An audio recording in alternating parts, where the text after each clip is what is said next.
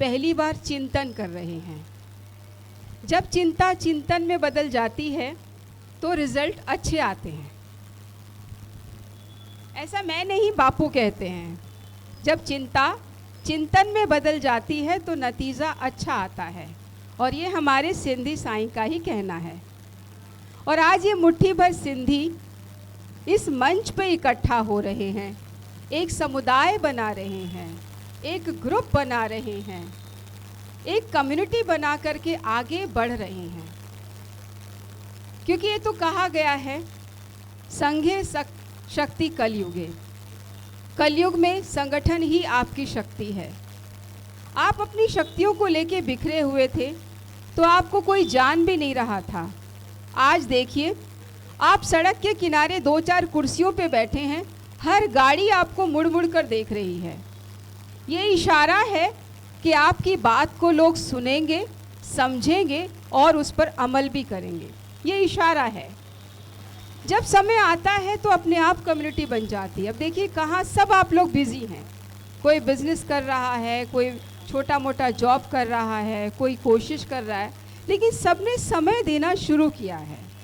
सब लोग टाइम दे रहे हैं, सड़क के पास आके सब बैठे हैं, चिंतन कर रहे हैं कि हमारे सिंधी साईं 10 साल से जेल में हैं और दुनिया में किसी को फर्क नहीं पड़ रहा। आप में से शायद कुछ लोग जोधपुर गए होंगे।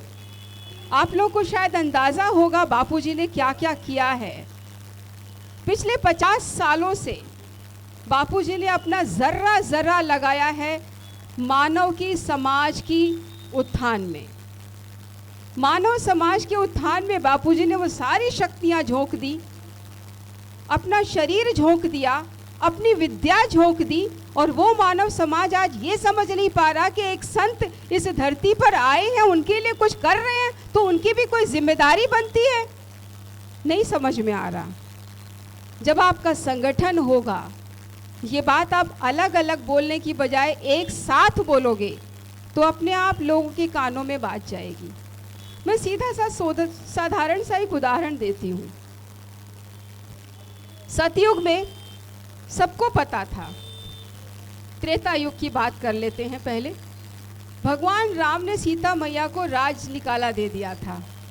भगवान राम जानते थे कि सीता मैया निर्दोष है, फिर भी राज्य निकाला दिया। पूरी अयोध्या जानती थी कि सीता मैया निर्दोष है, फिर भी राज्य निकाला दिया।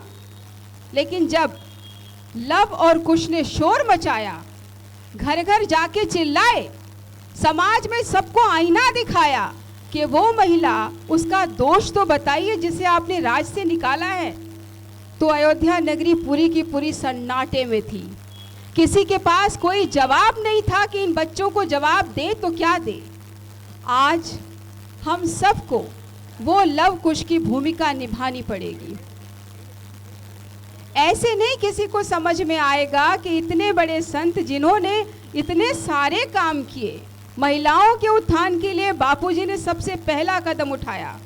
नारी तू नारायणी अगर इस दुनिया में किसी ने बोला है तो संत श्री आचाराम जी बापू ने बोला है।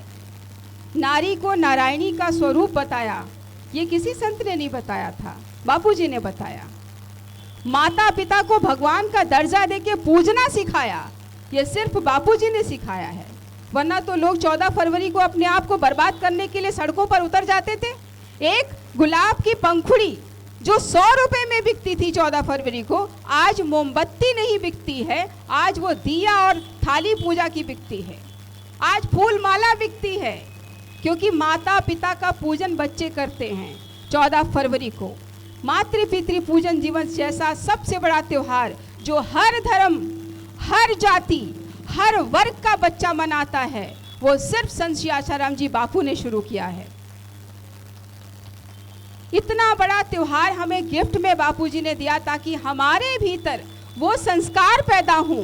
देखिए, जब संस्कार अच्छे होते हैं तो आचरण अच्छा होता है, विचार अच्छे होते हैं, तब हम अन्न भी शुद्ध लेते हैं और हमारा मन भी शुद्ध होता है। ये सारा एक सर्कल से जुड़ा हुआ है।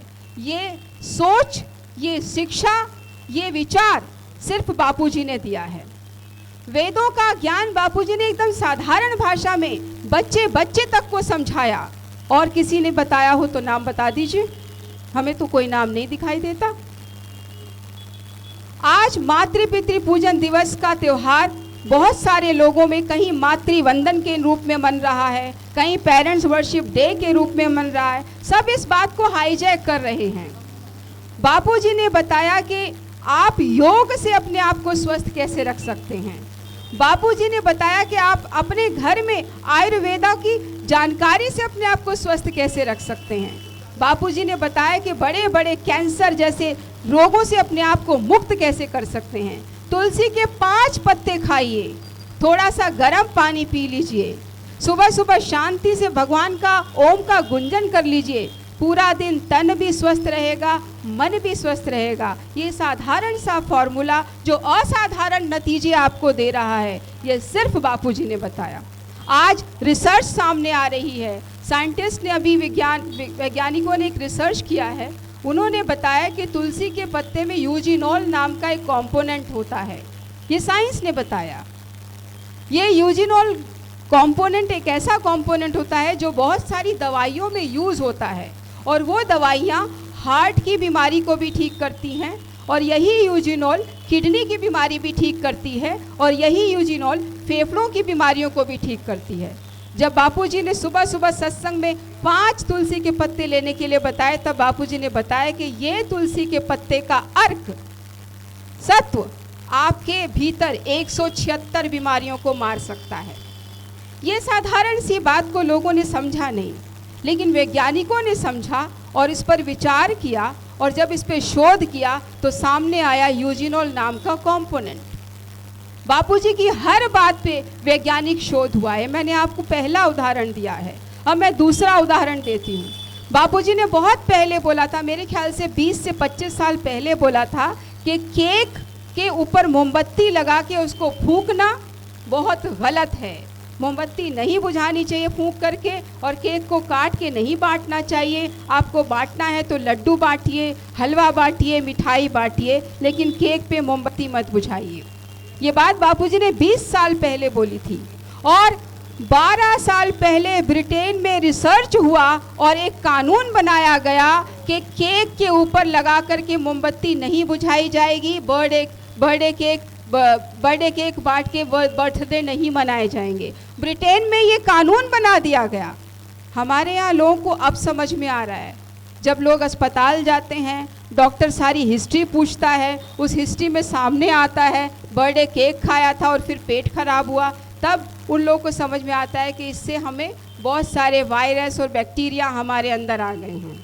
अब लोगों को वो बातें समझ में आ रही हैं जो 20 साल पहले बापू बोले थे।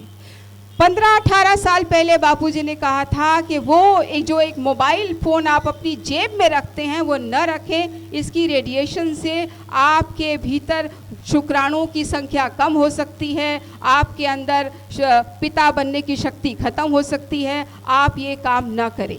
लेकिन ये लोगों को समझ में तब आया जब वैज्ञानिक शोध में बताया गया।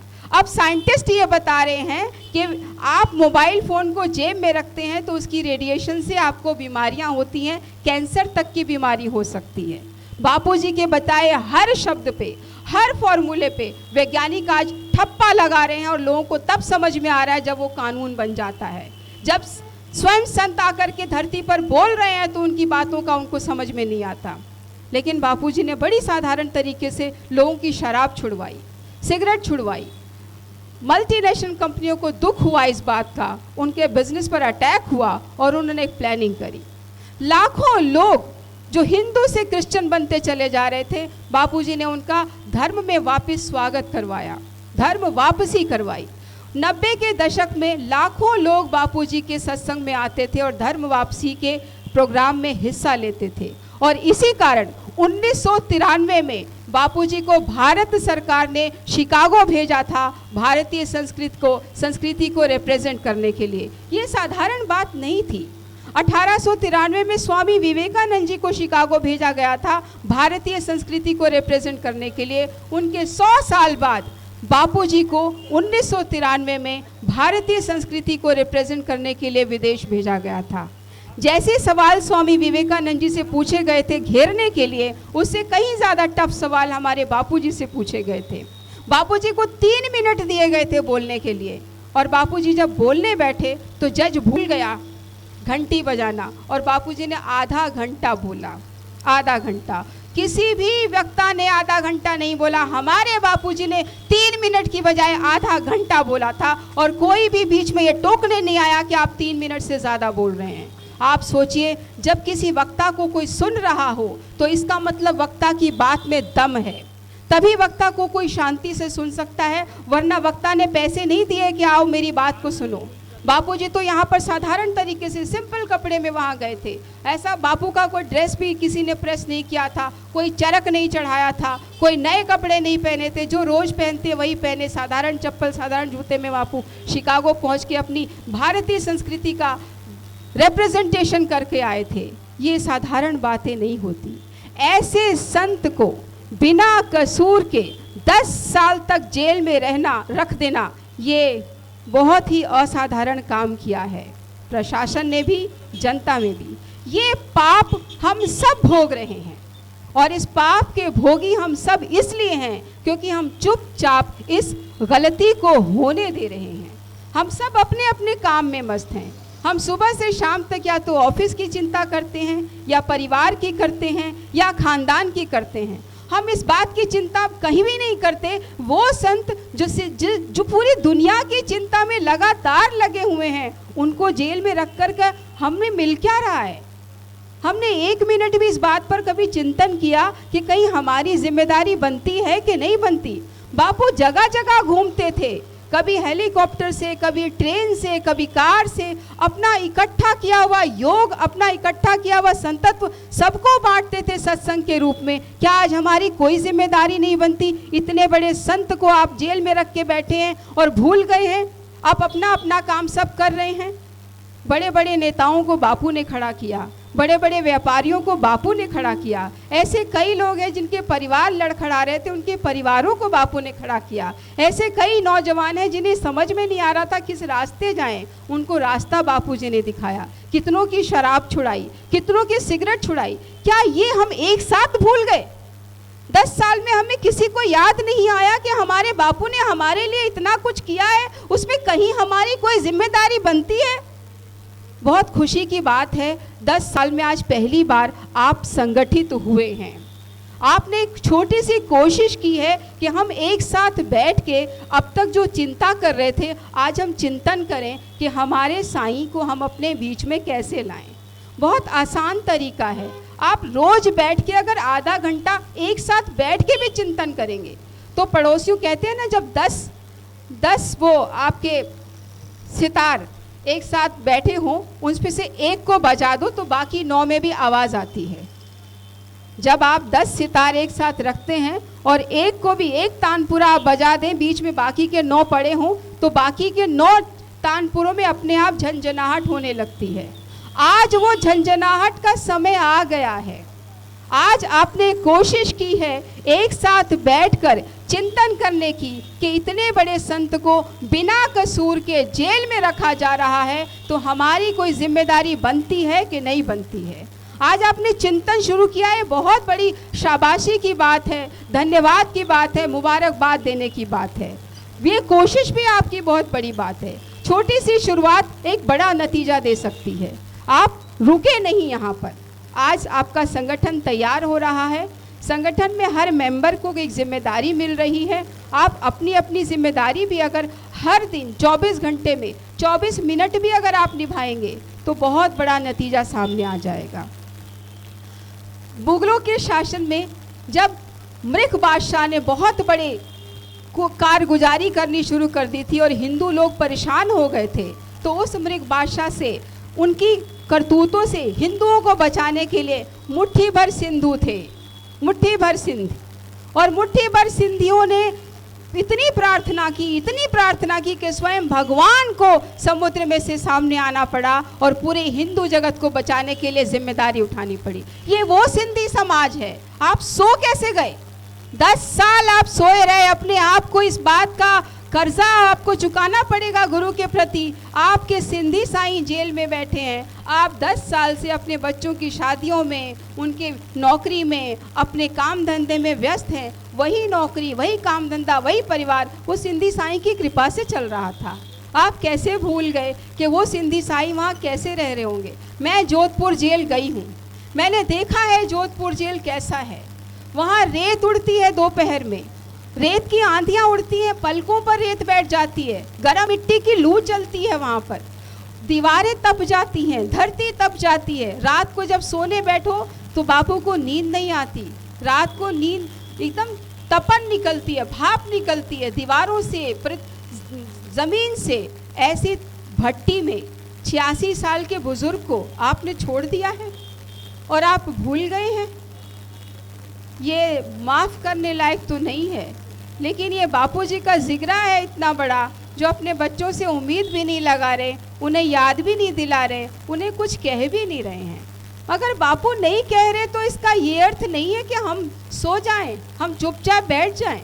बहुत अच्छी बात है कि आज आपके मन में चिंतन उठा है, आप एक साथ एटलीस्ट बैठे हैं, वरना कौन सड़क पे बैठता है। अच्छे अच्छे घरों और अच्छे अच्छे परिवारों से हैं आप लोग, अपना घर परिवार, एसी कूलर सब छोड़ के आप सड़क पे बैठे हैं। ना यहाँ पंखा है, ना कूलर है, ना एसी है। ये बहुत बड़ा इनिशिएशन है, बहुत तारीफ के काबिल आपका ये स्टेप है। आज ये मुट्ठी भर सिंधी लोग वही काम कर दिखाएंगे जो बरसों पहले मृग भाषा के कष्टों से मुक्ति दिलाने के लिए मुट्ठी भर सिंधी शुरू हुए थे और एक देवता को झूलेलाल भगवान के रूप में अवतरित कर दिया था। ये वही शुरुआत है। युग ही बदला है, काम नहीं बदला, जिम्मेदारी नहीं बदली, सिर्फ युग बदला है और हम भी नहीं बदले। उस युग में हम भी थे और आज भी हैं। हमारे नाम बदल गए, शरीर की संरचना बदल गई, लेकिन जिम्मेदारी तब भी वो थी, आज भी वो है। आज आपने इनिशिएट किया है, इसके लिए बहुत बड़ी आपको बधाई देती हूँ और मैं उम्मीद करती हूँ कि आप हमेशा सक्रियता दिखाएं और उतनी ही सक्रियता दिखाएं जितनी मृग भाषा के समय मुट्ठी भर सिंधी लोगों ने दिखाई थी। अब आप रुके नहीं, बिल्कुल रुके नहीं। आज आपका संगठन तैयार हो रहा है, संगठन में सबकी जिम्मेदारी आएगी और जिसका नाम नहीं लिया जाएगा स्टेज पे, वो ये ना समझे कि वो जिम्मेदार नहीं है, उसकी जिम्मेदारी उससे भी ज़्यादा है। क्योंकि जो दृश्य होता है, जो सामने आके सेवा करता है, उससे कहीं ज़्यादा उस व्यक्ति की सेवा मानी जाती है जो पर्दे के पीछे से करता है। मैंने कई बार टेलीविज़न चैनलों में बहुत सारी बातें बोली हैं, लेकिन कभी कभी मैं ऐसे जब बोल कर आती हूँ तो मुझे ऐसे लोग मिलते हैं जो इतने सारे फैक्ट्स मुझे बताते हैं, तब मैं सोचती हूँ ये लोग अब तक क्यों नहीं मिले। और उस फैक्ट्स के ज़रिए मैं 8-8 लोग, 10-10 लोगों को चैनलों में चुप करा देती हूँ। तो ऐसे कई अदृश्य लोग होते हैं जिनके नाम सामने नहीं आते, लेकिन उनकी पावर, उनका स्टेमिना, उनका कर्तव्य हम सबको जीत दिला देता है। तो आप में से कुछ लोगों के हो सकता है स्टेज पे नाम डिक्लेयर हो सकता है कुछ के ना हो। अगर आपको नाम चाहिए तो आप ज़रूर अपने कम्युनिटी में बात कर लीजिए कि मेरे अंदर ये स्पेशलिटी है, मैं ये काम कर सकती हूँ या ये कर सकता हूँ, और आपको वो जिम्मेदारी दे भी जाएगी क्योंकि आपका अपना ही ग्रुप है। और जब जब मेरी सेवा की आपको ज़रूरत होगी और आप याद करेंगे तो मैं दिल्ली से यहाँ आ जाऊँगी। मुझे अच्छा लगा आप लोगों से मिलके, कम से कम आप लोगों ने एक शुरुआत तो की, आपने चिंतन तो शुरू किया कि हमें क्या करना चाहिए, हमें कहाँ हमसे गलती हुई, हम वो गलतियाँ कैसे सुधारें। ये वही लोग, वही नेता, मैंने खुद देखा, बापूजी स्टेज पर थे, एक साधारण से नेता आए और बापूजी के आगे हाथ जोड़ के खड़े हुए। बापूजी ने मुझे बोला कि नीलम, इनका स्वागत तुम करो। मैं क्योंकि टेलीविज़न पत्रकार हूँ तो उस समय एक बड़े चैनल में काम करती थी, तो मैंने कहा मैं बाबू नेताओं का स्वागत नहीं करूँगी।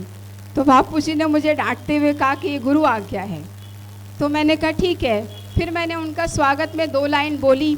मैंने पहली लाइन बोली कि एक बहुत बड़ी, मैं नाम नहीं लूँगी, बहुत बड़ी पार्टी के पूर्व अध्यक्ष, ऐसा जैसे मैंने नाम लिया, और इस इलाके के सांसद। तो बापू बोले क्या बोली, पूर्व? मैंने कहा जी बापू, पूर्व अध्यक्ष। बस उतना टोकना था बापूजी का। उस व्यक्ति को बापू ने बुलाया, बापूजी ने थोड़ा सा प्रसाद दिया, बापू बोले अब देख तू कहाँ से कहाँ पहुँचता है। उसी 1 हफ्ते के अंदर वो साधारण सा व्यक्ति, साधारण सा सांसद पार्टी का अध्यक्ष बना दिया गया। वो उसे भी उम्मीद नहीं थी और थोड़े ही दिनों में वो केंद्रीय मंत्री बन गया। ऐसे ऐसे बापूजी ने कृपा की। उसी केंद्रीय मंत्री से हमारे कुछ लोग मिलने गए। जब बापू जेल चले गए तो उसने क्या कहा, मैं मजबूर हूँ, मैं कुछ नहीं कर सकता। ऐसे मजबूर लोगों को सत्ता दे देंगे हम तो फिर होगा क्या? ऐसे ही मारे जाएंगे ना हम।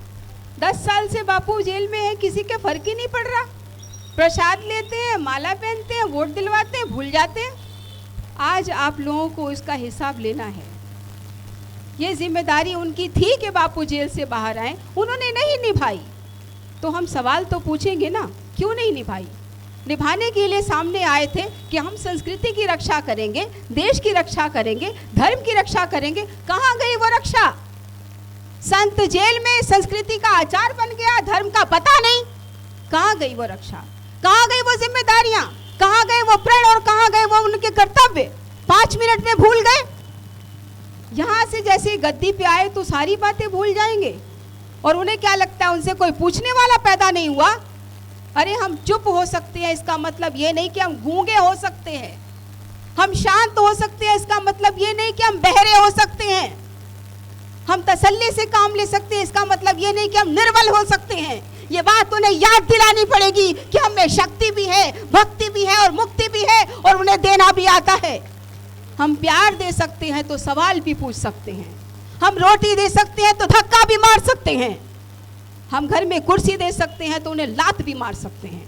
ये उन्हें याद दिलाना पड़ेगा कि जो कस्में वो खाते हैं माइक पकड़ के, माइक छोड़ते ही भूल कैसे जाते हैं। ये मुट्ठी भर सिंधी ये काम कर सकते हैं और आपकी जिम्मेदारी भी बनती है। ये सिंधी साईं आपके लिए बहुत कुछ करके गए हैं। ये साधारण व्यक्ति नहीं है, साधारण व्यक्ति नहीं है। बापू की जगह अगर बापू का कोई शिष्य होता, बापू 5 मिनट में उसको बाहर निकालते। लेकिन बापू अपनी शक्तियां अपने लिए यूज नहीं कर रहे, करेंगे भी नहीं। बापू ने पहले ही बोल दिया है कि डॉक्टर अपना इलाज खुद नहीं करता, नाई अपने बाल खुद नहीं काटता, हलवाई अपनी मिठाई खुद नहीं काटता। तो अब ये संत अपने लिए अपना संतत्व क्यों दिखाएंगे? ये संत तो समाज को जगाने के लिए आए हैं, इसलिए वो हमारे लिए सब कुछ करेंगे, खुद के लिए कुछ नहीं करेंगे, कुछ नहीं। बापू बार बार ये कहते हैं, मैं स्वस्थ हूँ, मैं खुश हूँ, मैं प्रसन्न हूँ, क्योंकि ब्रह्म ज्ञानी हर हाल में खुश रहते हैं। लेकिन हम जानते हैं उनके शरीर को कितनी पीड़ा होती है। 86 साल के बुजुर्ग एक भट्टी में बिठा दिए गए, तपा हुआ सारा कुछ तंदूर की तरह तपा होता, पूरा जोधपुर तंदूर की तरह तप रहा होता है। यहाँ तो अगर 2 घंटा गर्मी होती है तो आप एसी से बाहर नहीं निकलते। वहाँ कोई एसी नहीं है, कोई कूलर नहीं है। बाबा आदम के ज़माने का पंखा है जो यूं यूं डग डग डग डग हिलता है। फिर भी बापू बोलते हैं कि मेरा बैकुंठ तुम्हारे घरों से अच्छा है, क्योंकि बापू शरीर के बोध से ऊपर हैं। लेकिन हमने तो इस शरीर से दीक्षा ली है ना, हम तो इस शरीर को संत आसाराम बापू कहते हैं। तो हम कैसे मान लें कि भाई हम शरीर के बोझ से ऊपर हैं? हम शरीर के बोध में आज भी हैं। हमें चाहिए हमारे बापू, हमें चाहिए, किसी भी कीमत पे हमें हमारे बापू हमारे बीच में चाहिए। जब बच्चा बार बार जिद करता है, माँ को बुलाता है और माँ नहीं आती, माँ खिलौना दे देती है, कभी मिठाई दे देती है, कभी पड़ोसियों के पास भेज देती है और बच्चा चुप हो जाता है, तो फिर माँ नहीं आती। लेकिन बच्चा जब तब भी रोता रहता है तो फिर माँ आके उसको गले लगाती है। आज वो स्थिति चल रही है। हमें बापू से प्रार्थना भी करनी पड़ेगी और इस समाज से, इस निष्ठुर समाज को याद दिलाना पड़ेगा कि ये वही संत हैं जिनके पास जाके आप बैठते थे, जिनसे बड़े बड़े आशीर्वाद लेते थे। मैं प्रत्यक्षदर्शी हूँ, मैंने तो खुद देखा वो व्यक्ति साधारण सा सांसद केंद्रीय मंत्री बन गया। 1 हफ्ते के अंदर उसको बापूजी ने कहाँ से कहाँ पहुँचाया, वो खुद हैरान था। वो मान ही नहीं रहा था कि मेरे साथ इतना बड़ा कुछ हो सकता है। और मैंने तब भी बोला कि ये जो जल बापू आपको दे रहे हैं, ये प्रण के साथ दे रहे हैं, इसका सम्मान करना। और बाद में जब वो कुछ बन गया, हमारे लोग मिलने गए, तो हाथ जोड़ के बोलता है, मैं जानता हूँ बापू निर्दोष हैं, लेकिन मैं क्या करूँ, मैं तो मजबूर हूँ। ऐसे मजबूर लोगों को हम सत्ता दे देंगे तो आज हमारा संत हाथ से जा रहा है, संस्कृति जा रही है, कल देश भी जा सकता है, धर्म भी जा सकता है। ये हम देख चुके हैं। 700 साल पहले हमारे हिंदू लोग एक नहीं हो सकते थे, रामायण महाभारत नहीं पढ़ सकते थे। 200 साल तक हम अंग्रेजों के हाथ में रहे, 500 साल तक हम ब्रिटिशर्स मुगलों के पास में रहे। हम अपने पास रहे कब? हमने कब अपनी संस्कृति को जाना? आज भी हमारे बच्चों को पता नहीं है भगवत गीता क्या होती है, रामायण क्या होती है। ये संतों ने बताया। मैं छोटी थी, 6th क्लास में पढ़ती थी, तो मैंने अपनी किताबों में पढ़ा था मैन इज हर्बीवोरस, आदमी हर्बीवोरस का मतलब शाकाहारी है। मेरा बच्चा 6th में आया तो उसकी बुक में लिखा था मैन इज ओमनीवोरस, आदमी ओमनीवोरस का मतलब शाकाहारी भी है और मांसाहारी भी है, जैसे बिल्ली, कुत्ता, कौवा। अब हम बिल्ली, कुत्ते, कौवे की तरह खाएंगे तो व्यवहार भी तो वैसा हो जाएगा, कुत्ते की तरह, बिल्ली की तरह, कौवे की तरह। और हो गया है। आज समाज को देखो, कोई इंसान बन के बिहेव कर रहा है। संत ने बताया कि अपना अन्न शुद्ध रखना, अन्न शुद्ध होगा तो मन शुद्ध होगा, मन शुद्ध होगा तो विचार शुद्ध होगा, विचार शुद्ध होगा तो आचरण शुद्ध होगा, आचरण शुद्ध होगा तो व्यवहार शुद्ध होगा। ये संत ने बताया, किसी किताब में लिखा नहीं मिलेगा, हमारे सिलेबस की बुक में भी लिखा नहीं मिलेगा। सिलेबस की बुक में तो कचरा परोसा जा रहा है। सारे सिलेबस को धीरे धीरे बदल के हमारी मानसिकता को बदला जा रहा है। ये तो बात रही शिक्षा की। अब मैं सामाजिक दूसरी बातों पर भी बात लेके जाती हूँ। बापूजी ने बहुत से बच्चों को बोला है कि तुम फिल्मों से दूर रहो। इसके पीछे कारण देखो। आपने बहुत पहले शोले देखी होगी, 70 के दशक में शोले फिल्म आई थी। आप में से कईयों ने देखी होगी, किस किस ने नहीं देखी जरा हाथ खड़ा करें। सब ने देखी है। उसी शोले फिल्म में क्या आपने देखा कि एक सलीम करके लड़का होता है जिसको गब्बर मार देता है। उसका पिता रोता है उस बच्चे की लाश पर और कहता है कि देश के लिए निछावर करने के लिए मेरे पास और 5-6 बच्चे क्यों नहीं दिए, एक ही क्यों दिया। इतने में वो उसका फादर आंखों से अंधा होता है, लेकिन कानों से सुनता है कि कोई लाउड स्पीकर में आवाज़ आई कि उसकी नमाज पढ़ने का समय हो गया। अब आप देखिए यहाँ किस तरीके से कचरा परोसा गया है। उसी फिल्म में दिखाया कि उसी गांव की ठाकुर की बहू रोज शाम को लालटेन जलाती है। लालटेन क्यों जलाती है? कि उसके घर बिजली नहीं है। और वो सलीम का बाप, उसको माइक कैसे सुनाई दे रहा है? जब गांव में बिजली नहीं है तो माइक की आवाज़ कान में कैसे आ गई? और वो ठाकुर की जो बीवी बहू है, इतनी अमीर है, वो लालटेन जला रही है। देखो कैसे कैसे मानसिकता पे हमारे आघात किया गया। हमें ये समझाया जा रहा है कि ये चीज़ अच्छी नहीं है और ये बहुत अच्छी है। और हमने उस फिल्म को इतना सराहा, पूछो मत। फिर कुछ दिन बाद, कुछ साल पहले कुछ होता है फिल्म आई।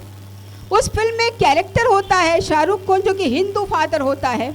उसकी बच्ची होती है, उसका नाम अंजलि, वो भी हिंदू होती है। और वो बच्ची नमाज पढ़ती है, अपनी प्रार्थना करती है। रात भर नमाज पढ़ने के बाद उसकी प्रार्थना सुन ली गई। कैसे कैसे आपकी मानसिकता बदली जा रही है। एक संत ने बताया कि राम कौन थे, कृष्ण कौन थे और विष्णु कौन थे। एक संत ने बताया।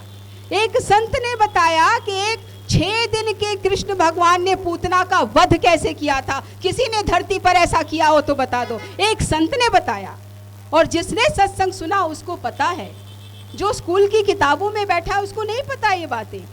तो अपने धर्म को बचाने के लिए, संस्कृति को बचाने के लिए संत ने अपनी जिम्मेदारी निभा दी।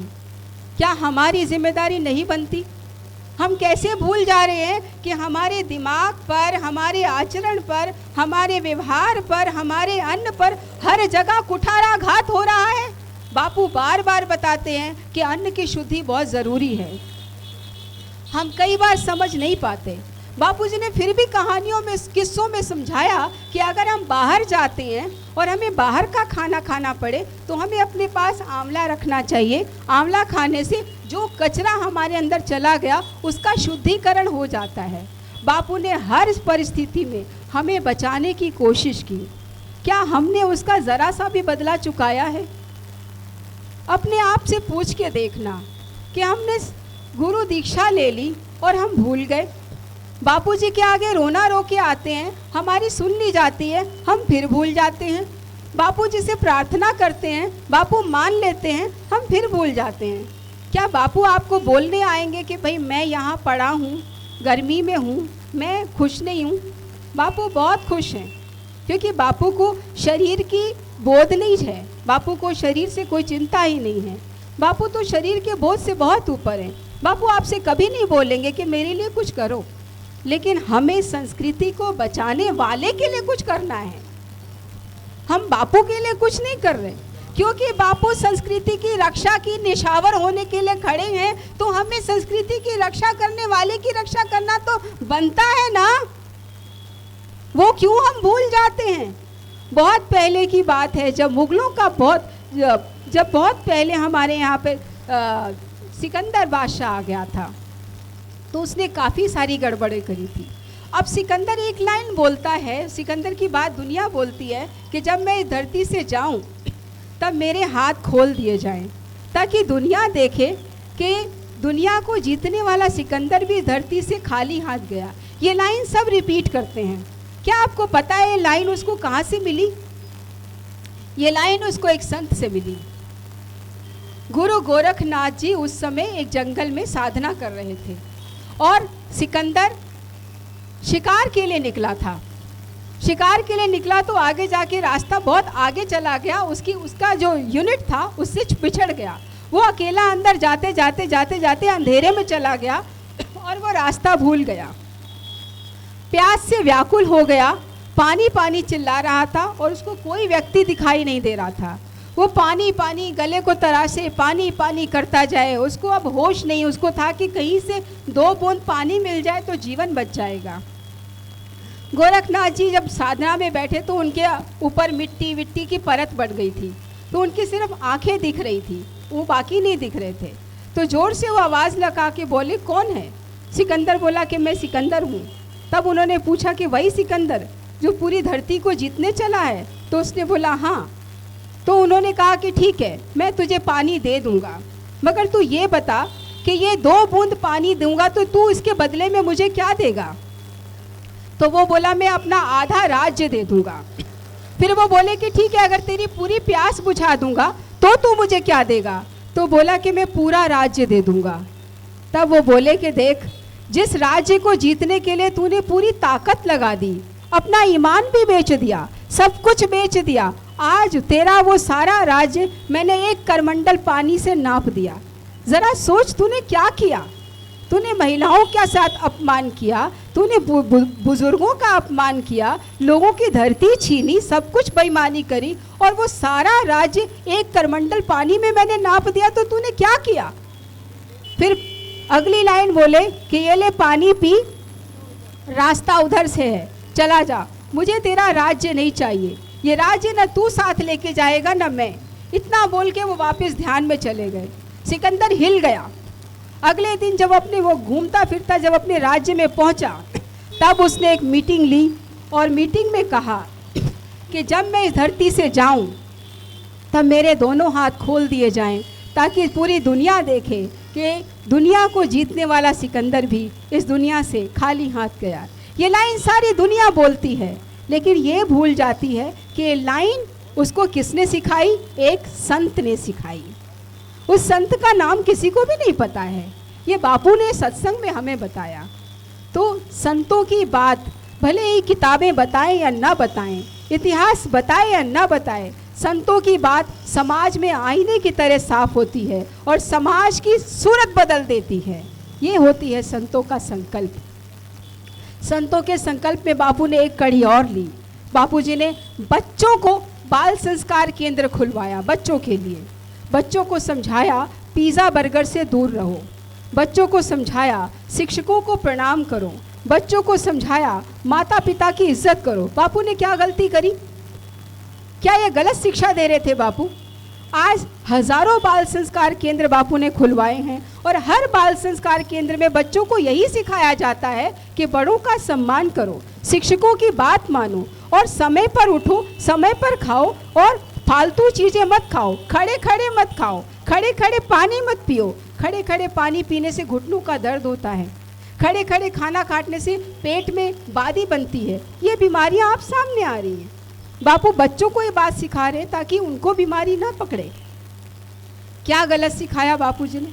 महिलाओं को सिखाया कि अपना वेशभूषा ऐसा रखो कि किसी की दृष्टि आपके ऊपर गलत न पड़े। अपना आत्मविश्वास ऐसे रखो कि आप अपनी बात को तरीके से कह सको। क्या गलत सिखाया? यंग मैन को सिखाया कि आप व्यसनों से दूर रहो। क्या गलत सिखाया? परिवार वालों को सिखाया कि माता पिता का सम्मान करो, अपनी बहन हो तो भाई की इज्जत करो, पत्नी हो तो पति की इज्जत करो, सास ससुर की करो। क्या गलत सिखाया? हम ऐसे संत के साथ इतना बड़ा अत्याचार कर रहे हैं और फिर भूल जाते हैं कि हाँ, हमारी जिम्मेदारी खत्म। बापूजी ने गुरुकुल खिलवाए और ऐसे गुरुकुल हैं जिसमें बच्चे पढ़ कर के 500 में से 498 नंबर लाते हैं। और दूसरी तरफ पाश्चात्य सभ्यता वाले स्कूल देख लो जो मॉडर्न एजुकेशन देते हैं, वहाँ बच्चा कोचिंग लेता है तब भी 400 के आसपास नंबर लाता है।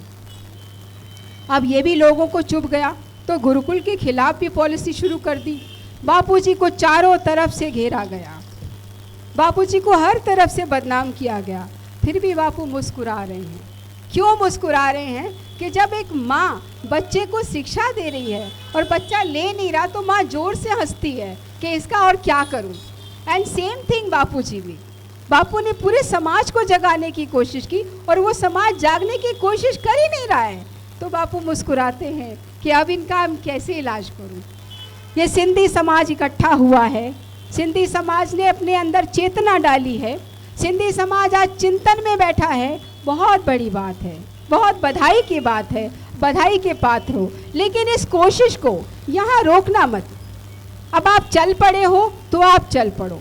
आप हर 24 घंटे में कम से कम 24 मिनट ही दो। आप एक साथ एक जगह बैठोगे तो लोगों को लगेगा कुछ तो हो रहा है। अब ये जो हो रहा है कहीं बड़ा ना हो जाए, और अगर बड़ा हो जाएगा तो हमारे पैरों से कारपेट ना खिंच जाए। अगर ये मैसेज भी गया तो भी बहुत बड़ी बात होगी, बहुत बड़ी बात होगी। मैं अपनी वाणी को विराम देती हूँ। बहुत समय लिया आपका, बहुत बहुत धन्यवाद। आपको कोई सवाल पूछना हो तो पूछ सकते हैं। Thank you. हरिओम।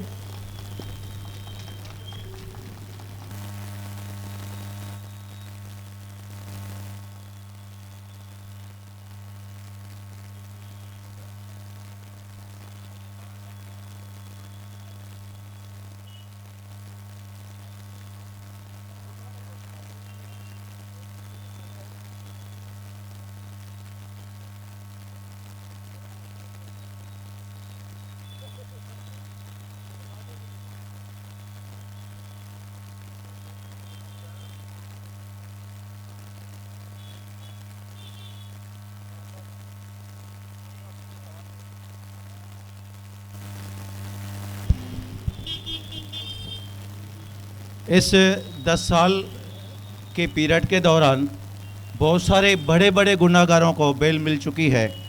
बापूजी को बेल मिलने में इतनी विलंब क्यों? इसका कारण क्या आप समझते हैं? ये सवाल बहुत अच्छा है और जो सवाल आप पूछ रहे हैं वो सवाल हम सबका है। ये सवाल हमें आपस में ना पूछ के उन प्रशासनिक नुमाइंदों से पूछना चाहिए जो ये कहते हैं कि कॉन्स्टिट्यूशन में सब बराबर हैं। उन्होंने एक मैसेज दे दिया है कि कॉन्स्टिट्यूशन में बराबर कुछ नहीं है भाई।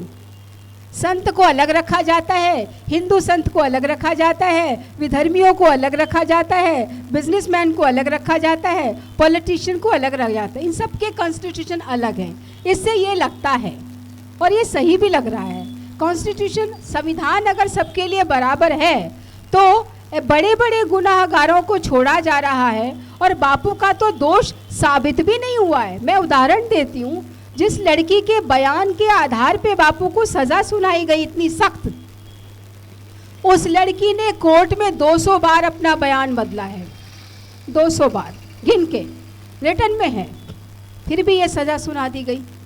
उस लड़की ने एक जगह बोला कि मुझे दूध इनके सेवक ने दिया, एक जगह कहती है कि दूध मुझे पार्क में दिया, एक बार कहती है कमरे में दिया। इसी पे सस्पेंस हो जाता है और एक सस्पेंस से ही छोड़ दिया जाता है विक्टिम को। लेकिन यहाँ पर तो उल्टा हो रहा है। यहाँ पे तो जो भी कुछ बोलती जा रही है, बदलती जा रही है मैसेज, बार बार अपना बयान बदल रही है। आप देखो, गिन के उस लड़की ने 200 बार बयान बदला है और उसके बयान के आधार पर सज़ा सुना दी गई। अब आप सूरत का केस ले लो, ये तो मैं जोधपुर का केस कह रही थी। सूरत के केस में एक लड़की बोलती है कि 2004 और 5 में उसके साथ अन्याय हुआ। अगर 2004 या 5 में अन्याय हुआ तो वो 2013 में क्यों बोल रही है? अच्छा, 2013 में बोल भी रही है तो 2009 में वही लड़की साईं जी के गाड़ी के पीछे पीछे भाग रही है। हमारे पास वीडियो है, हमने वो वीडियो कोर्ट में पेश किया। उस वीडियो को उन्होंने फोरेंसिक जांच करवाई, फोरेंसिक जांच में वो वीडियो सही पाया गया, फिर भी सज़ा सुना दी गई। तो इससे तो साफ लगता है कि संविधान सबके लिए बराबर नहीं है भाई। हिंदू संतों के लिए अलग संविधान है क्या? ये सवाल हमारा भी है। आपने अच्छा सवाल पूछा। और कोई? जो बापूजी के इम्प्रिजमेंट का जो मेन कारण है एफआईआर है। अभी कुछ साल पहले मेरे ऑफिस में चोरी हो गई थी। मैं गया था सेंट्रल पुलिस ऑफिस में, तो उसने बोला कि मेरा जो ऑफिस कहाँ है? मैं बोला नेहरू चौक पे। बोला आपका पुलिस चौकी पड़ता है 1 नंबर में। अभी बापूजी के केस को देखें तो घटना बताई जाती है, ज़रा वर्ड्स को ध्यान दीजिएगा, बताई जाती है जोधपुर में, लेकिन दिल्ली में उसकी एफआईआर कैसे दर्ज होती है? ये बेसिक को आप क्यों नहीं चैलेंज कर सकते? मेरे को इसका जवाब चाहिए। सिर्फ मेरे को ही नहीं, बापूजी के सारे शिष्यों को चाहिए इसका जवाब। देखिए, ये जवाब भी मैं, क्योंकि नुमाइंदा नहीं हूँ कोर्ट का, ना मैं जज हूँ, ना मैं कोई बड़ा वकील हूँ, ये कोई कानूनी विद ही इसका जवाब दे सकता है। और उससे भी ज़्यादा आप ये सवाल कानून मंत्री से पूछेंगे तो ज़्यादा अच्छा बनेगा। अभी कुछ दिन पहले कपिल सिब्बल बोल रहे थे कि हमारे देश का कानून ऐसा है कि किसी को जेल में डाल दो तो वो आ ही नहीं सकता बाहर। ये कपिल सिब्बल के स्टेटमेंट है, और कपिल सिब्बल ही 2013 में कानून मंत्री थे। तो इसका मतलब जानबूझ के बापू को डाला गया कि वो आ ही ना सके। तो ये साजिश छोटी मोटी नहीं है, ये बरसों से बनाई साजिश है, छोटी मोटी नहीं है साजिश। आपको हैरानी होगी, बापूजी के बहुत से शिष्यों को पैसा देके खरीदा गया ताकि बापू को मार दिया जाए। बड़ी हैरानी होगी। ये बहुत सारी बातें बाहर आई नहीं क्योंकि किसी ने बताया ही नहीं। कई बार तो कैमरामैन को लोडेड पिस्टल दे दी गई कि गोली से उड़ा दो, सामने खड़े थे। ये कोशिश भी करके देख ली गई, फिर भी बापू आराम से रहे। कई बार बापूजी की गाड़ी को जानबूझ के डंपर से हिट करके पलट दिया गया, बापू उसी गाड़ी में बैठे और जरा सी खरोच आई। बहुत बार कोशिशें हुई बापू की जान लेने की। जब वो सारी कोशिशें उनकी कामयाब नहीं हुई, तब उन्होंने ये नया कानून बनाया और उस कानून में बापू को घेरा। तो संविधान और कानून संतों को बर्बाद करने के लिए, संस्कृति को ख़त्म करने के लिए, हिंदू धर्म पे कुठाराघात करने के लिए मुझे लगता है बन रहे हैं। और कोई सवाल?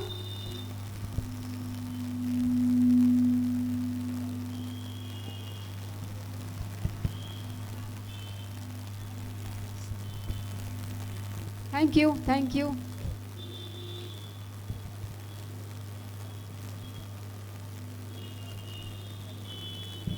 और किसी का कोई सवाल?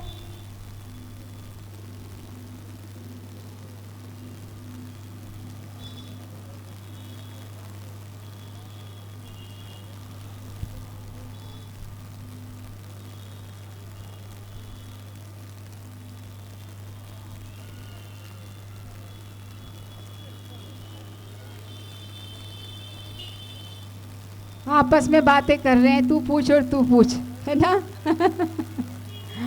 हाँ, जिसका सवाल है वो पूछ सकते हैं, यहाँ आके पूछिए आप।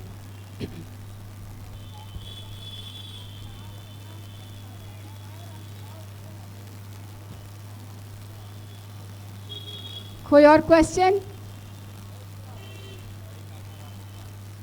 हाँ हाँ, पूछ सकते हैं। हाँ।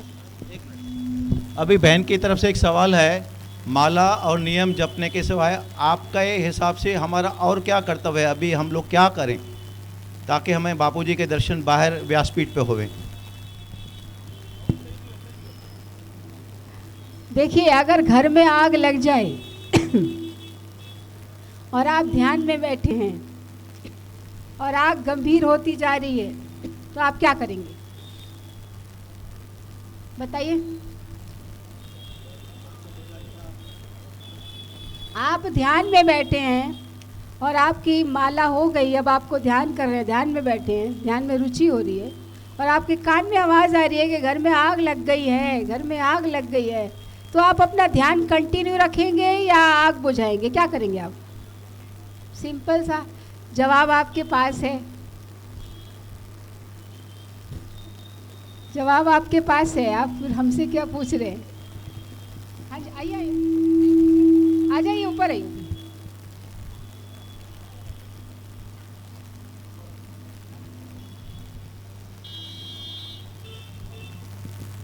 हरिओम। मेरा सवाल है, ये जो आज हमने किया है, इसके बाद अभी कौन सा स्टेप लें ताकि ये कार्य चलता ही रहे? इसके बाद क्या करें हम? देखिए, नर्सरी क्लास में जब स्कूल स्टार्ट होता है, बच्चे बैठते हैं, एक टीचर पढ़ाता है, बच्चे घर चले जाते हैं, तो क्या अगले दिन बच्चे घर से वापस नहीं आते क्या? वो अगला चैप्टर नहीं पढ़ते क्या? तो ये आज आपकी क्लास स्टार्ट हुई है, आपने क ख का शुरू किया है, अब आप सेंटेंस लिखिए, फिर कहानी लिखिए, फिर नॉवेल लिखिए, दुनिया को बताइए कि हम पढ़े लिखे हैं, भाई अनपढ़ नहीं हैं। आप शांति से मत बैठिए। ये वो सिंधी समाज है जिसने झूलेलाल भगवान को ला दिया कि भैया हिंदुओं को बचाने के लिए आपको आना पड़ेगा, तो ये साईं को क्यों नहीं ला सकते आप? वो तो दूसरे लोक से आए थे, तो इसी लोक में है, और वो सिंधी समाज में कम संख्या थी, आपकी अभी ज़्यादा है। और उस समय तो महिलाएं बाहर आई ही नहीं थी, पुरुष आए थे, महिलाएं घर में ही बैठी थी। आज तो नारी शक्ति साथ में है, अब सोचने की क्या बात है, अब तो विजय भी साथ में है। इसलिए ये सवाल आप अपने आप से पूछिए। मैंने तो यही बोला कि आप 24 घंटे में 24 मिनट ज़रूर मिलिए, वो कोई भी टाइम आप तय कर लीजिए, चाहे सुबह का, दोपहर का, शाम का, तो 24 मिनट ज़रूर मिले कि कल हमने ये बात रखी थी, उसमें हमने किस किस ने क्या क्या किया है और अगला स्टेप क्या क्या है। आपका ग्रुप सब पढ़े लिखे लोग हो, समझदार हो, इतने बड़े बड़े आप बिजनेस चला रहे हो, कोई अनपढ़ गवार में आप में से कोई है नहीं, सबको सब कुछ पता है। आप मंथन करोगे, विचार करोगे, तो रास्ता भी आप ढूंढ लोगे, आपको किसी बाहरी शक्ति की ज़रूरत ही नहीं है। Any more question? Thank you, ध्यान रखिए।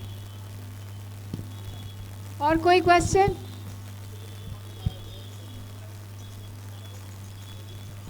और किसी को कोई सवाल? हाँ, आपस में डिस्कस हो रहा है, तू पूछ तू पूछ।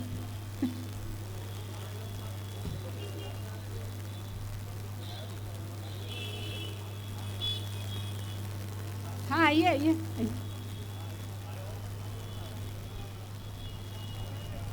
हरिओम। मैडम, जब क्रिश्चियन मिशनरी से हमारे हिंदू संस्कृति को अपने कॉन्वेंट स्कूल्स के थ्रू और चैनल्स के थ्रू बिगाड़ते हैं, हमारी संस्कृति को ख़राब करते हैं, तो आज भी तो उनका विरोध नहीं हो रहा है। आज जिसके पास थोड़ा सा पैसा आना शुरू हो जाता है तो अपने बच्चों को क्रिश्चियन स्कूल्स में ही डालना प्रेफर करते हैं। देखिए, बापूजी ने साफ साफ कहा है कि बच्चों को अच्छे स्कूलों में डालो और कोशिश करो कि अपने हिंदू स्कूलों में डालो। जब आपको स्कूल्स नहीं मिले तो बापूजी ने गुरुकुल भी खोल दिए, और ऐसा कोई स्टेट नहीं होगा जहाँ बापूजी ने गुरुकुल नहीं खोला है। और उन गुरुकुल में अगर आप बच्चों को भेजने में दिक्कत है तो आप उसके लिए छात्रावास भी बनाया है, रास्ते बापूजी ने दिए हैं। रास्तों पे चलना ना चलना आपका डिसीजन है।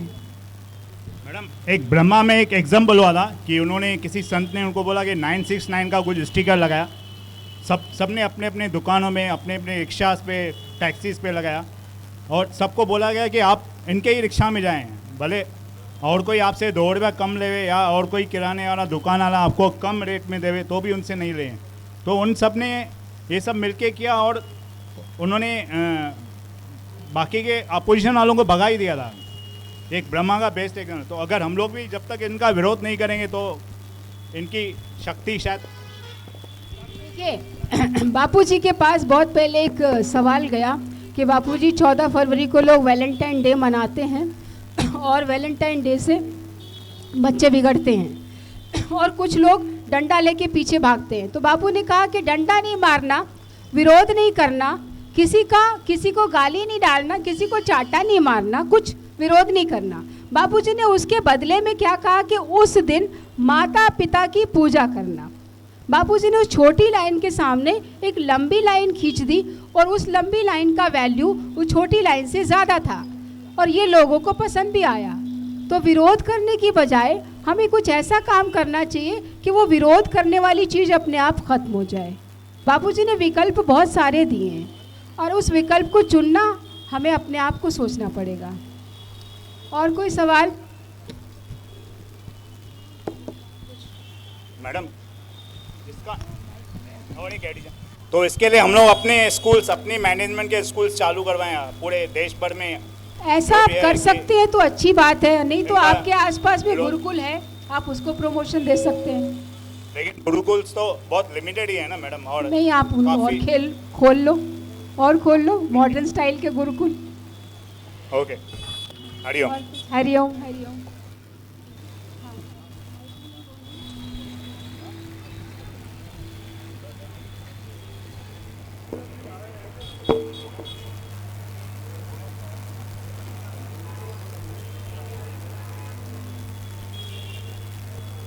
अभी एक बहन कह रही हैं कि मेरे मन में ये आ रहा है, जैसे 10 साल बापूजी का कुप्रचार हुआ है तो हम सबको मिल के बापूजी के सुप्रचार में लगना चाहिए। बहुत बढ़िया विचार है, ताली बजनी चाहिए।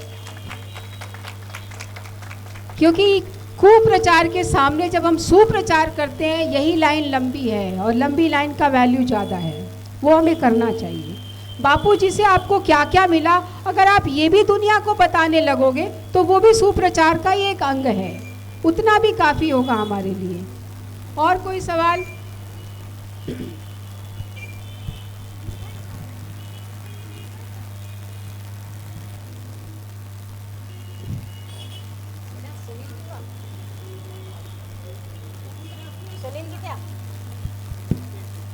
हरिओम। और कोई सवाल?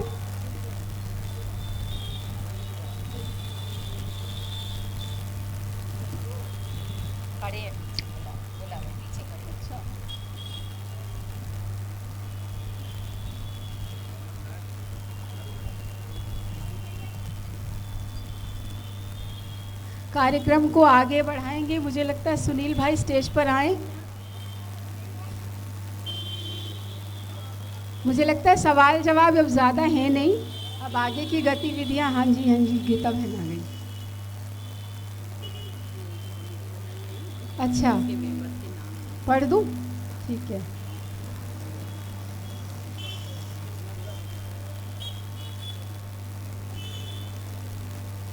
जो समिति बनी है उस समिति में मेंबर्स के नाम सुन लीजिए और ताली बजा के सुनिएगा।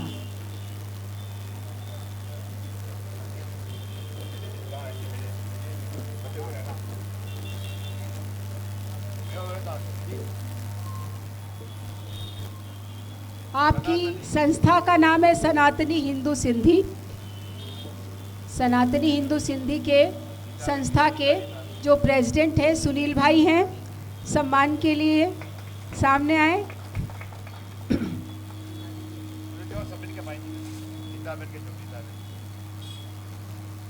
सुनील भाई प्रेसिडेंट है, आप खड़े होकर के सम्मान तो लीजिए।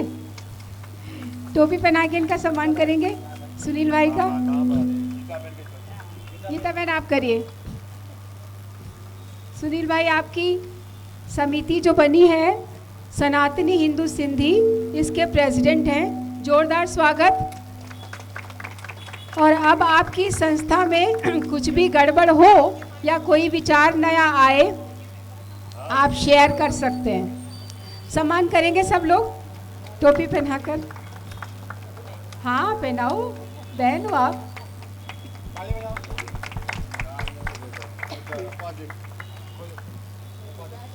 गीता बहन वाइस प्रेसिडेंट।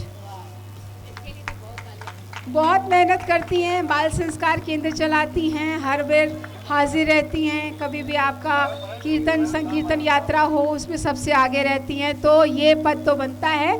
और फिर भी आप लोगों को लगे कि इन्हें कोई शिकायत करनी है, आप तुरंत करिए, तुरंत सुनती हैं। बहुत बहुत मुबारक हो। कान्हा राजेश शर्मा जी सेक्रेटरी हैं, दिल्ली से आए कान्हा, इनका स्वागत करेंगे। ब्राह्मण समाज, हाँ ब्राह्मण समाज के।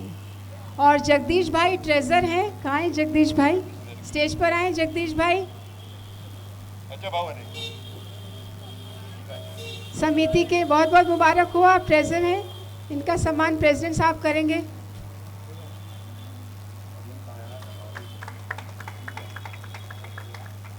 घनश्याम भैया ट्रेजर हैं, स्टेज पर आए, इनका स्वागत। बाकी सदस्य के नाम पर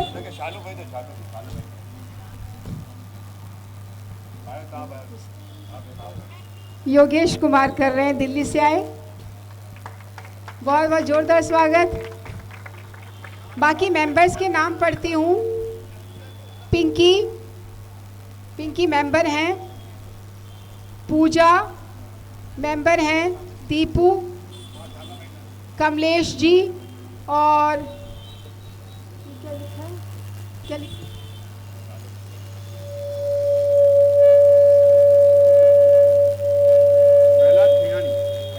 प्रहलाद खयानी जी मेंबर हैं, और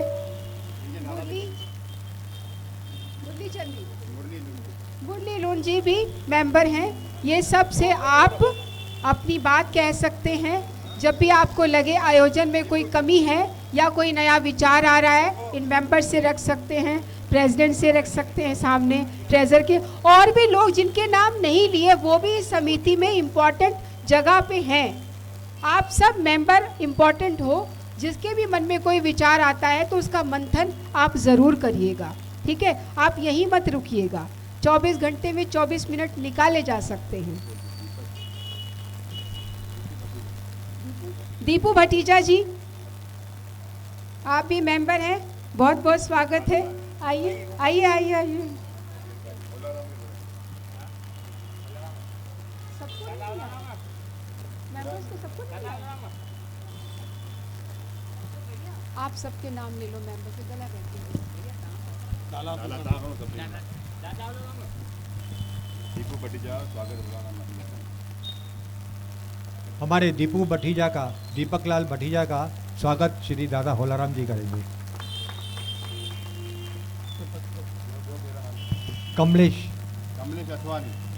अठवाली, इन्हें स्वागत।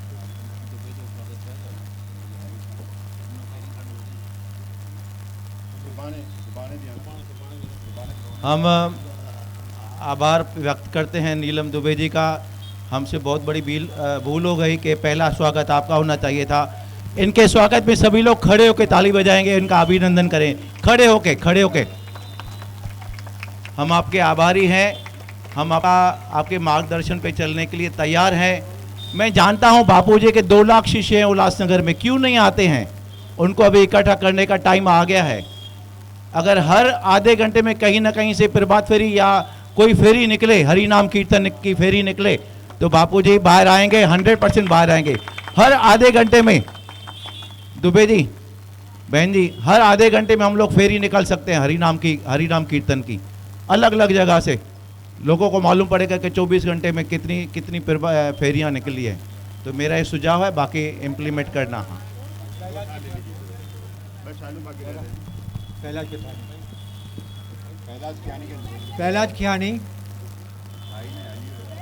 पहलाज खियानी मथियाधन, हाँ कमलेश अठवानी जी को स्वागत कर रहे हैं हमारे भाई। पहलाज खियानी जी ऊपर आइए।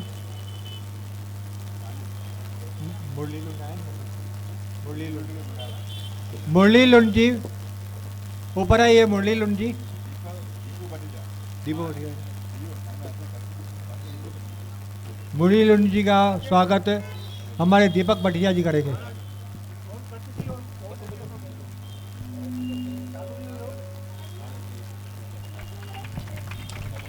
आप सभी लोगों का स्वागत है।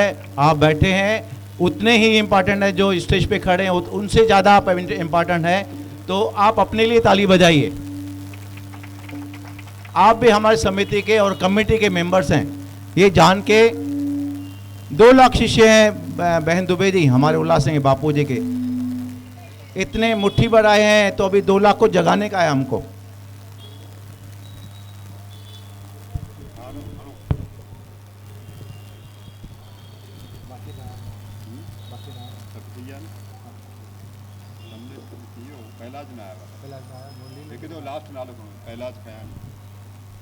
पहलाज खियानी जहाँ भी हो, पहलाज खियानी जी आप ऊपर आ जाइए स्टेज पे। पहलाज खियानी जी।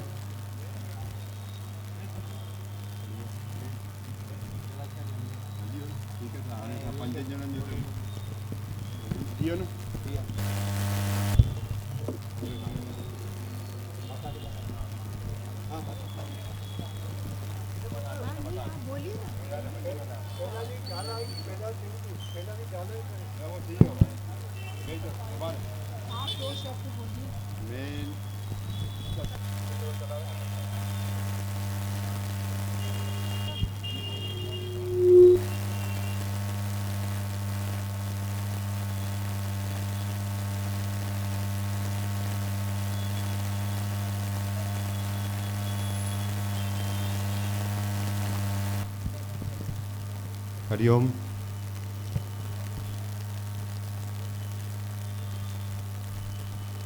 छत्रपति शिवाजी महाराज, वो मुट्ठी भर मराठी समाज उनके साथ था। वो मुट्ठी भर मराठा पूरे मुगलों पे भारी पड़ गए थे।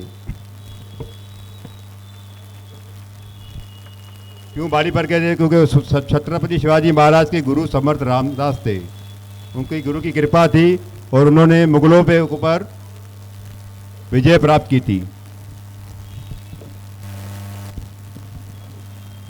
और एक बात बताना चाहता हूं आपको, ऐसे ही सिंधी समाज हमारे जो बापू जी है, संत श्री आशाराम जी बापू, सबके ऊपर उनकी कृपा है और जरूर एक न एक दिन हम लोग सक्सेस होंगे। किसी व्यक्ति ने पूछा था, किसी व्यक्ति ने सिंधी से सवाल किया था, एक सिंधी आदमी ने सवाल किया था कि पृथ्वी गोल है लेकिन पृथ्वी का सेंटर क्या है? तो सिंधी ने जवाब दिया उसको कि पृथ्वी का सेंटर वो है जहां सिंधी का पांव पड़ता है। आप घूम के आओ पूरी पृथ्वी, आपको सिंधी मिलेगा सेंटर में। सनातनी हिंदी सिंधी संस्था।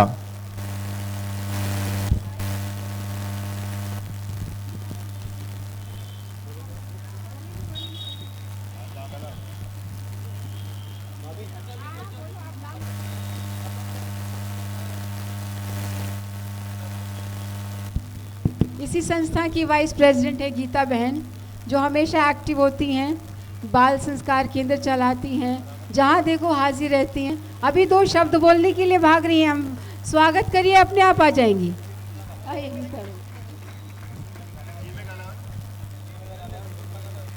हरिओम।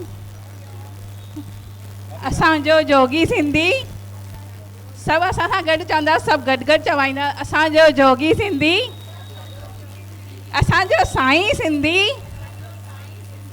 सनातन हिंदू सिंधी। हरिओम हरिओम। इन स्लोगन खे असां हमेशह क़ाइमु रखंदासीं ऐं हमेशह दोहराईंदा रहंदासीं। वरी हिकु दफ़ो दोहरायूं, असांजो साईं सिंधी, असांजो जोगी सिंधी, सिंधु सनातन हिंदू सिंधी। हरिओम हरिओम। ओ मुंहिंजो साईं त पीरनि जो पीर आ, जंहिंजी संगत बि खंड ऐं खीर, पराई में न मौज मजे। सिंध देश देश के संत शिरोमणि बाबा बेपरवाह की। जय जय लीला शाह, जय जय लीला शाह, जय जय लीला शाह, जय जय लीला शाह।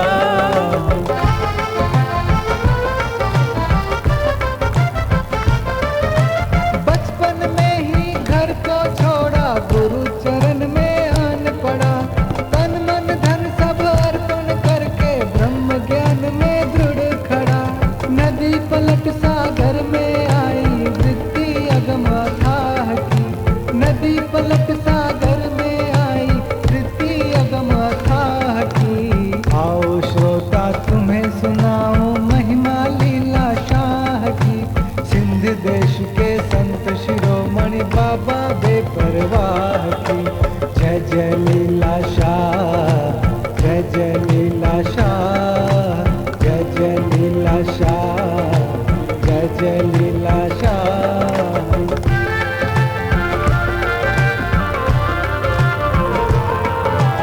योग की ज्वाला भड़क उठी और भोग भरम को भस्म किया, तन को जीता मन को जीता, जन्म मरण को खत्म किया।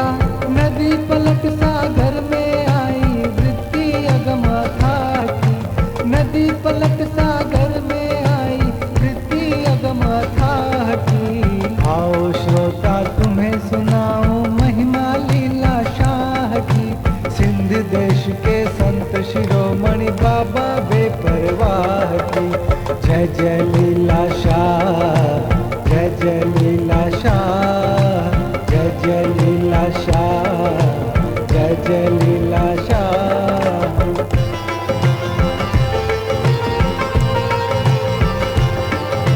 सुख को भरते दुख को हरते, करते ज्ञान की बात जी, जग की सेवा लाला नारायण करते दिन रात जी। जीवन मुक्त विचरते हैं ये दिल है शहंशाह की, जीवन मुक्त विचरते हैं ये दिल है शहंशाह की। आओ श्रोता तुम्हें सुनाओ महिमा लीला शाह की, सिंध देश के संत शिरोमणि बाबा बेपरवाह की। जय जय लीला शाह, जय जय लीला शाह, जय जय लीला शाह, जय जय लीला शाह।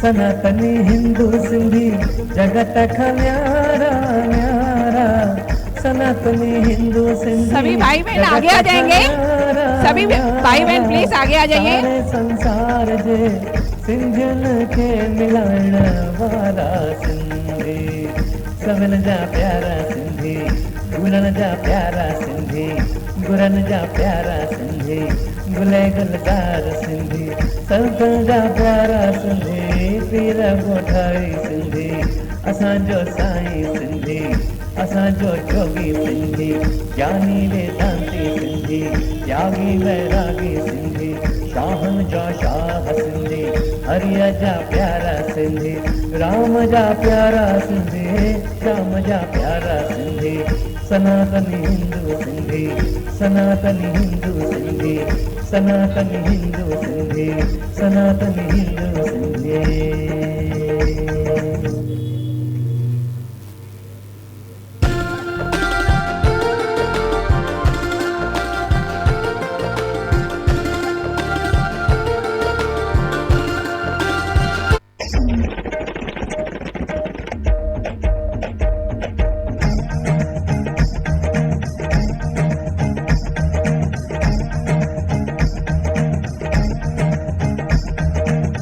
सनातनी हिंदू सिंधी जगत का न्यारा न्यारा, सनातनी हिंदू सिंधी जगत का न्यारा न्यारा, सारे संसार जे सिंधियन के मिलाइण वारा सिंधी, सविल जा प्यारा सिंधी, गुलन जा प्यारा सिंधी, गुरन जा प्यारा सिंधी, गुले गुलजार सिंधी, संतन जा प्यारा सिंधी, पीर ॻोठाई सिंधी, असांजो साईं सिंधी, असांजो जोगी सिंधी, ज्ञानी वेदांती सिंधी, यागी वैरागी सिंधी, शाहन जा शाह सिंधी, हरिया जा प्यारा सिंधी, राम जा प्यारा सिंधी, श्याम जा प्यारा सिंधी, सनातनी हिंदू सिंधी, सनातनी हिंदू सिंधी, सनातनी हिंदू सिंधी, सनातनी हिंदू सिंधी।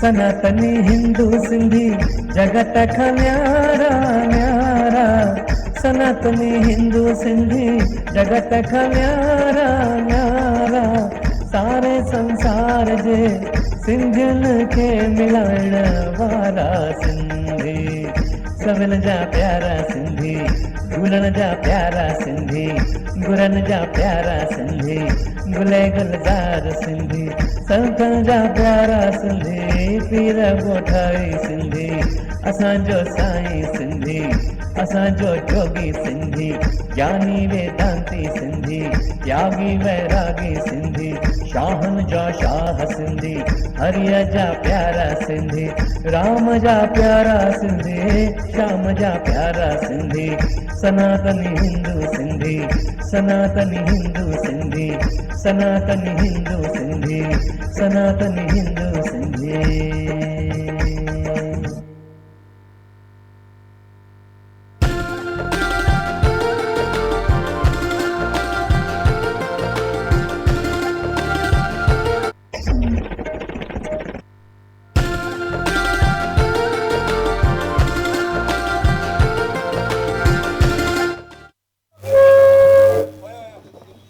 हरिओम।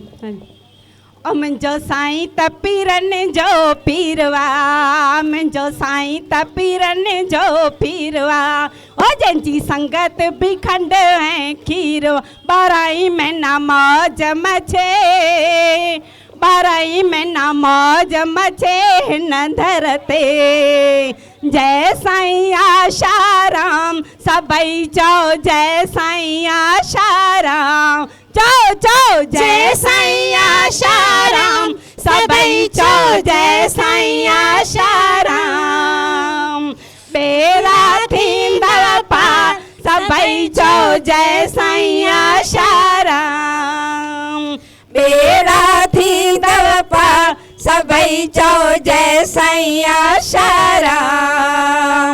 हो ओ जंहिंजी घर घर में तस्वीर